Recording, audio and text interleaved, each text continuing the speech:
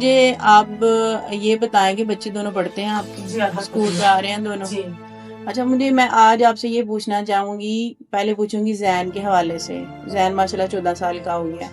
ان 14 سال میں کوئی ایسی گھڑی جب آپ کا بیٹا بہت بیمار ہوا ہو اور آپ کو سمجھ نہ آ رہی ہو کہ اب کیا کرنا ہے، کوئی اس کی سٹوری ہمیں ایسی جو آپ شیئر کرنا چاہیں ہمارے ساتھ؟ جی، ایسی گھڑی تو فی الحال میرے اوپر 3 دفعہ آ چکی ہے۔